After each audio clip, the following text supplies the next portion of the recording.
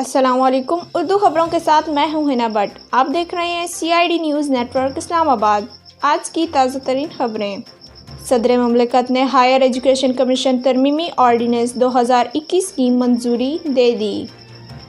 صدر مملکت عارف علوی نے ہائر ایجوکیشن کمیشن ترمیمی آرڈیننس 2021 کی منظوری دے دی، جس کے تحت ہائر ایجوکیشن کمیشن کی خود مختاری ختم ہو گئی۔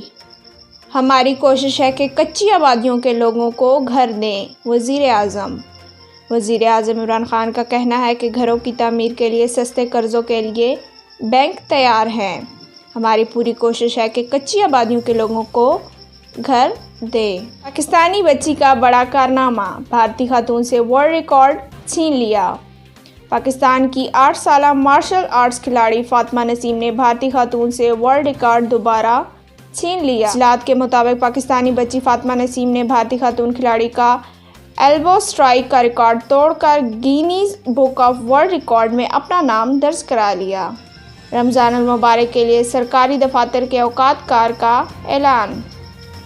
حکومت نے رمضان المبارک کے لیے سرکاری دفاتر کے اوقات کار کا اعلان کر دیا۔ وفاقی سرکاری دفاتر صبح 10 تا 4 بجے تک کھلے رہیں گے۔ ویکسینیشن سینٹرز کے اوقات کار میں اضافہ، چھٹی کا بھی اعلان۔ وفاقی دارالحکومت میں کورونا ویکسینیشن سینٹرز کی ہفتہ وار چھٹی کا نوٹیفیکیشن جاری کر دیا گیا۔ ویکسینیشن سینٹرز کی ہفتہ وار چھٹی کا حکم نامہ وزارت صحت نے جاری کیا، جس کے مطابق اسلام آباد کورونا ویکسینیشن سینٹرز جمعہ کو بند رہیں گے۔ اس کے ساتھ آج کی خبریں اختتام پذیر ہوئیں۔ مزید خبروں کے لیے دیکھیے CID نیوز نیٹ ورک اسلام آباد۔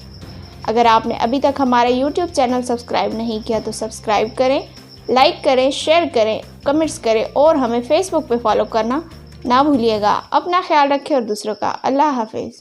You are watching CID News Network Islamabad.